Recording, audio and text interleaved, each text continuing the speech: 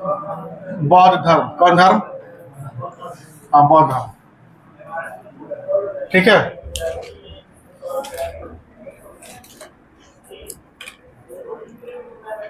आप लोग को हम बताए थे कि जब भी आप लोग पढ़िएगा जैन धर्म और बौद्ध धर्म एक साथ पढ़िएगा, क्योंकि दोनों में बहुत सी क्या समानताएं हैं। ठीक है, सुनने में, लिखने पढ़ने में दोनों एक जैसा लगता है।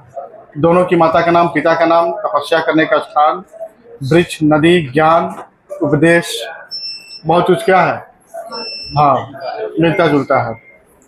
तो आप लोग लिखेंगे संस्थापक। बौद्ध धर्म के संस्थापक कौन है? कौन है? गौतम बुद्ध। पहले इनके बारे में कुछ कहानी सुना दे। गौतम बुद्ध के जो पिता थे, इनके पिता का नाम था क्या, बताएंगे? शुद्धोधन। तो अब माता का नाम माया देवी। क्या नाम था?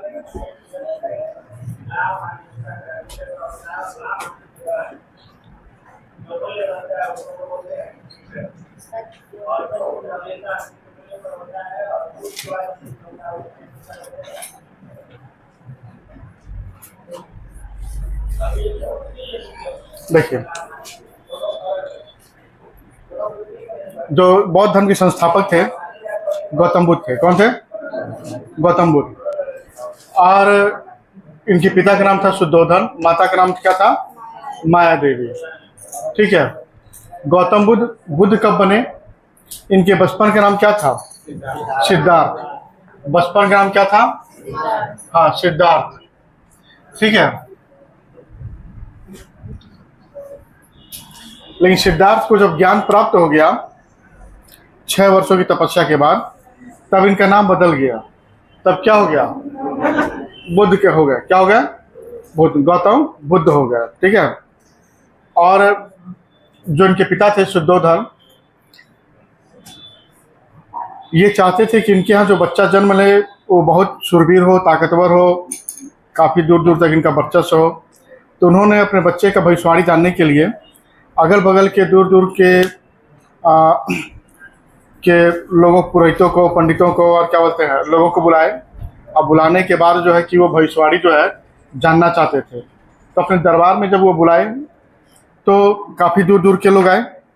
और आने के बाद जो है कि अगल बगल के जो राज्य थे वो लोग देखे कि क्या बात है कि सारे जो है कि क्या बोलते हैं ज्योतिषी और क्या बोलते हैं ये लोग जो है कि कहाँ जा रहे हैं सब।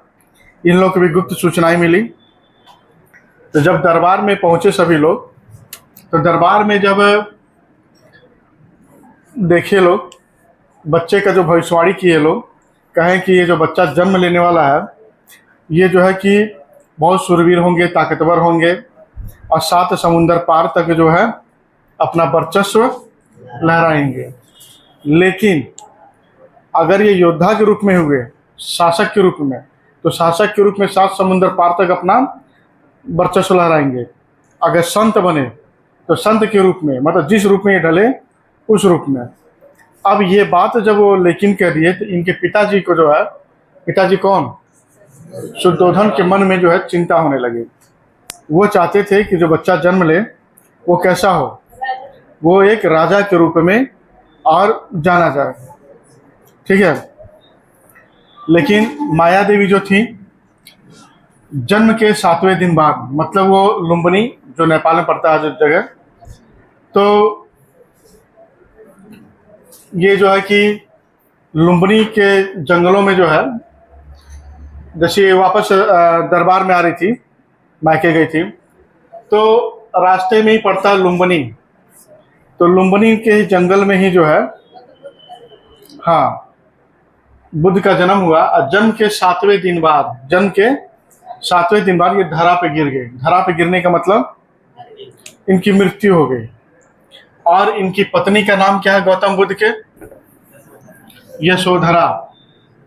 ठीक है। पत्नी का क्या नाम है? हाँ, यशोधरा। धरा से धरा। और महात्मा बुद्ध की पत्नी का क्या नाम है? यशोदा। क्या नाम है? देखिए, दोनों का नाम सुनने में एक जैसा लग रहा है, यशोदा और यशोधरा लग रहा है ना, ये नाम बड़ा कंफ्यूजन करता है। यशोदा जो है महावीर स्वामी की पत्नी का नाम है। इसका हाँ, महावीर की पत्नी का नाम, इसीलिए हम कहते हैं जब भी पढ़िए तो जैन धर्म बौद्ध धर्म एक साथ पढ़िए, ठीक है। हाँ,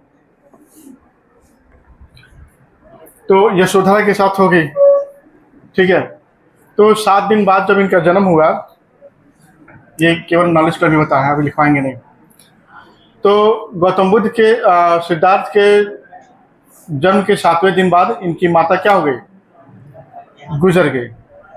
अब शुद्धोधन चिंतित हो गए, ठीक है। तो इनकी मौसी थी या माया देवी की बहन, ठीक है, प्रजापति गौतमी, क्या नाम था, प्रजापति गौतमी, ठीक है। तो ये थी तो मौसी, ये बोली कैसा है कि इस बच्चे का लालन पालन जो है हम खुद करेंगे। तो शुद्धोधन भी खुश हो गए कि भाई एक मौसी के हाथ में रहेंगे, तो वो क्या है, सही है। तो परीक्षा में पूछता है कि बुद्ध की मौसी का क्या नाम है, धय माता का क्या नाम है, बी माता का क्या नाम है, ठीक है। धय माता कहे, क्या कहे, धय माता या वी माता या मौसी या दूसरी माँ या लालन पालन करने वाली, या लालन पालन, ठीक है। इतना नाम से जो है प्रश्न पूछ चुका है परीक्षा में, कह देगा सिद्धार्थ की धय माता, बी माता, दूसरी माता या मौसी या लालन पालन करने वाली कौन थी, तो प्रजापति गौतमी थी। तो इन्होंने क्या, कौन, प्रजापति गौतमी है। लेकिन और आपको बता दें, गौतम बुद्ध में इतना जबरदस्त मतलब कि टैलेंट था कि ये जो एक चीज को बात देख लेते थे वो परमानेंट क्या होते थे, हाँ, याद हो जाते, दिमाग में छप जाते थे। तो जैसे जैसे ये बड़े हुए, इनके पिताजी क्या करते थे, जैसे खेलने का जो मैदान होता था वो पहले से सजा दिया जाता था।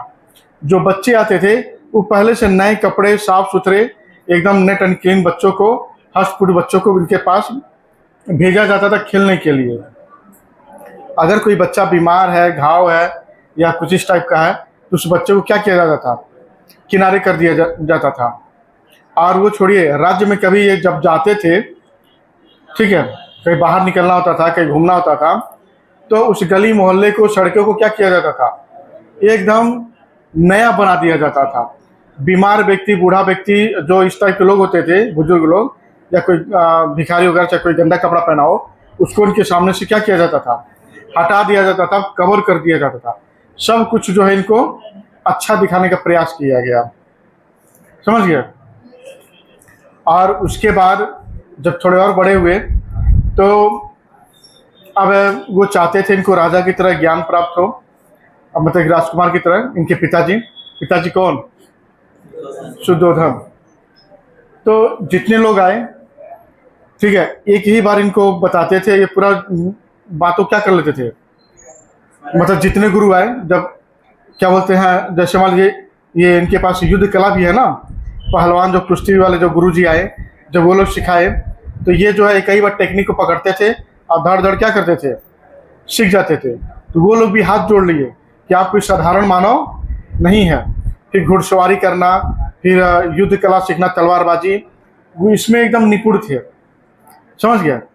तो जितने भी लोग आए, चाहे तलवारबाजी वाले गुरु हो, चाहे अखाड़े वाले हों, चाहे जो भी हो, जब शास्त्रास्त्र का जब समय आया, वेद पुराण का, उसमें भी जो है एक बार पढ़े और पढ़ने के बाद जो है इनको दोबारा उनको आवश्यकता नहीं पड़ा। उसके बाद जब ये लगा शास्त्रार्थ होने, तो इनके प्रश्न से गुरु लोग आश्चर्य हो गए। अब वो बोले कैसा है कि ये कोई साधारण बालक नहीं है। तुरंत जो है हाथ जोड़ के इनसे जो है कहे कि आप जो है कि कोई साधारण पुरुष हैं या जरूर कुछ नया करने आए हैं, सही बात है। तो ऐसे करते करते समय बीता और एक दिन छोटा सा घटना हुआ। ये बगीचे में टहल रहे थे और इन्हीं का चचेरा भाई था देवदत्त, कौन? हाँ, देवदत्त क्या करता है, एक हंसों का झुंड उड़ते हुए जा रहा था। अब वो तीर मारा, एक हंस आके इनके बगीचे में आके गिर गया। और जब ये हंस को तड़पते हुए देखे तो बड़ी दुखी हुए। देवदत्त आता है, कहता है कि ये मेरा हंस है, मुझे दो। ये बोले कि नहीं, इस हंस का तीर हम निकाले हैं, आज ये घायल है, इसको हम पहले हम ठीक करेंगे, हंस मेरा है। बात पहुंची कहाँ तक? शुद्धोधन तक, राजा के पास। राजा ने कहा अच्छा ठीक है, पहले ये हंस जख्मी है, इसका पहले ठीक हो जाए, तब तक जो है कि ये सिद्धार्थ के पास रहने दो। उसके बाद जब हंस ठीक हो गया तो उसको जो है देवदत्त कहता है कि मेरा है, कारण बताया क्योंकि मैंने तीर मार के घायल किया है, इसलिए मेरा है। सिद्धार्थ बोले कि इसकी मैंने जान बचाई है, रक्षा की है। तो ये हुआ, दरबार में बड़ा ही दो तरह के लोग हो गए। कुछ लोग बोले कि नहीं, देवदत्त सही कह रहा है, कुछ लोग बोले सिद्धार्थ सही कह रहे हैं। तो ये हुआ, फैसला किया जाए। दोनों लोग आमने सामने बैठे थे और हंस को कहीं दूर छोड़ दिया गया। तो ये हुआ कि राजा सिद्धार्थ ने कहा, शुद्धोधन ने कहा ऐसा देवदत्त पहले आप बुलाइए। तो देवदत्त बुलाते हैं, आओ आओ आओ करके, तुमको मैंने मारा इसलिए तुम मेरे हो। लेकिन वो हंस वहाँ से नहीं चला। लेकिन जब सिद्धार्थ बुलाते हैं तो वो एक बार बुलाते हैं, हंस उड़ते हुए उनकी गोदी में जाकर बैठ गया। तो वहाँ पे सब लोग बड़ी खुश हुए। और सिद्धार्थ ने उनके पिता ने, शुद्धोधन ने कहा मारने वाला से बड़ा कौन बचाने वाला है। तो छोटी छोटी इनके साथ एक दो घटनाएं होती गई। और बुद्ध का जो दिमाग जो है, मतलब कि इनका जो है संत की तरफ क्या है, मतलब दया भावना और इसकी तरफ बनने लगा। अब वो इनके पिताजी चाहते थे एक क्रूर ताकतवर और जो है एक योद्धा सैनिक बने भविष्यवाणी के अनुसार। लेकिन जब इनका मन इधर उधर लगने लगा तो इनके पिताजी क्या किए, 16 साल में इनकी शादी जो है किससे करवा दिए, ये शोधरा से करवा रहे। सोचे कि शादी ब्याह करवा दिया जाएगा तो इनका मन इधर उधर नहीं लगेगा और एक राजा के रूप में जाने जाएंगे। शादी हुआ, उस समय जो है पूरा डंका बज गया कि भाई सबसे सुंदर, सुशील, कुशल और भाई एक राजकुमारी की ज़रूरत, मतलब कि राजकुमारी चाहिए सिद्धार्थ के लिए। तो उस समय यशोधरा का नाम जो है बहुत दूर दूर तक था। यशोधरा बुद्धि में, सुंदरता में, मतलब हर सारा गुण उसके अंदर क्या था, कूट कूट के भरा हुआ था। तो ये यशोधरा को कम मत समझिएगा। यशोधरा जो है ये दिमाग की बहुत तेज थी। और आपको बता दें, यशोधरा के बारे में वर्णन बहुत कम मिलता है। आप यशोधरा का वर्णन जब सुनेंगे तो दंग रह जाएंगे। वहाँ जानते हैं कब, जब सन्यासी जीवन जब पा जाते हैं कौन, गौतम बुद्ध। तो जितने भी सन्यासी होते हैं तो उनको जो है एक बार अपने घर जाने का इजाज़त मिलता है, समझ गए।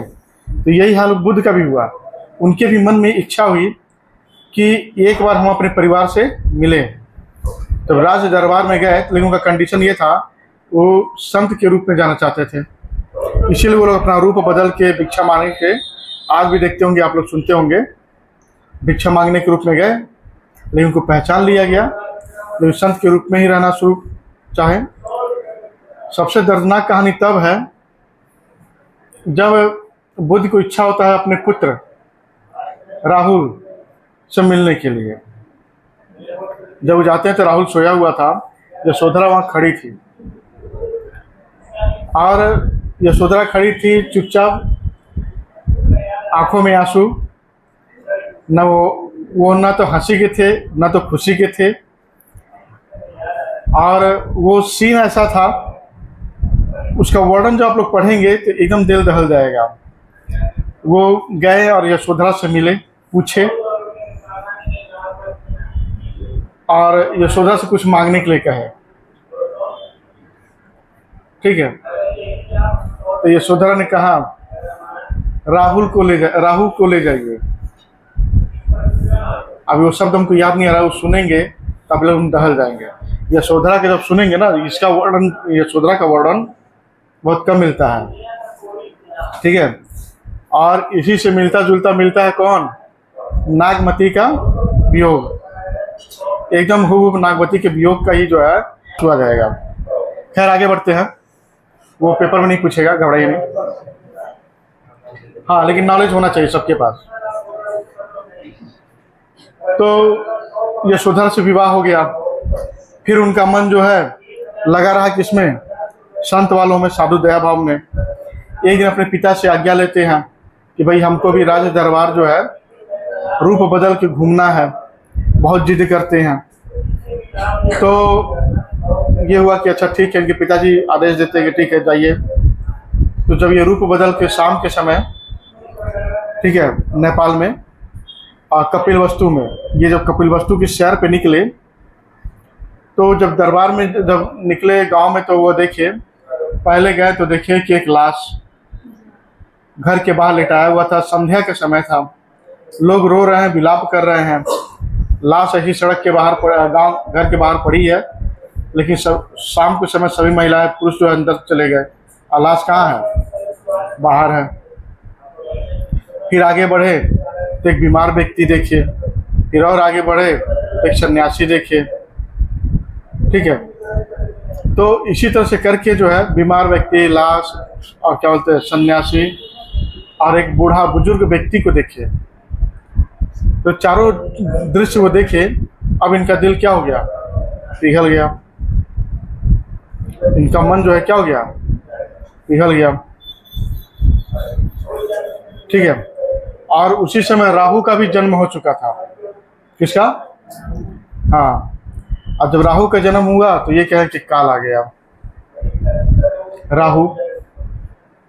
इसलिए पुत्र का नाम राहु पड़ा है।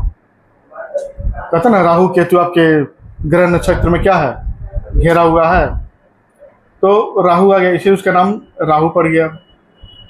कहा हुआ सब नाम जो कि पड़ गया उनको, समझ गए। फिर ये जो कि नहीं इनका मन माना, फिर कुछ दिन बाद अपनी पत्नी से आज्ञा लिए, पिता से आज्ञा लेकर ये सन्यास जीवन क्या किए, धारण किए और चले। तो रास्ते में इनको जो है एक दो शिष्य मिले, और वो इतना प्रश्न पूछते थे, सब इतना प्रश्न पूछते थे कि बताते तो थे, लेकिन वो लोग सब संतुष्ट नहीं हो पाता था सब। तो बहुत बेइज्जती किए सब इनका, ठीक है। उसके बाद ये चले गए। ये क्षत्रिय थे जात के, हष्टपुष्ट शरीर था, ठीक है, हट्टे कट्टे थे, गोरे थे, लंबे थे। तो ये जो है कि गए, और इनका जो प्रिय घोड़ा था चन्ना, छोड़ दिए। उसके बाद जब ये गए गया कहाँ गए, घोर जंगल में, जीता जंगल में। जब वहाँ गए तो निरंजना नदी के किनारे, ठीक है, जिसको आज हम लोग फल्गु कहते हैं, वहाँ पर गए, और वहाँ पे पीपल वृक्ष के नीचे क्या हुआ, तपस्या करने लगे। अब वो जंगल एकदम जिंदा जंगल था, भरे जानवरों से क्या था, जिंदा था, लेकिन वो वहाँ बैठे तपस्या में लीन रहे। और वहीं एक लकड़हारा था, उसकी बच्ची जो है सीधा रास्ता से न जाकर वो शॉर्टकट रास्ता ढूंढ ली थी। वो उसी रास्ते से जाती थी अपने पिता के खाना लेकर। उसका नाम था सुजाता। वो रोज़ जो है उस महात्मा को कहती थी, अरे इस बीहड़ जंगल में बैठे हो, जानवर आके आपको खा जाएगा, आप यहाँ से हटिए, जाइए। लेकिन बात तो सुनते नहीं थे, ये एकदम ध्यान में मग्न थे।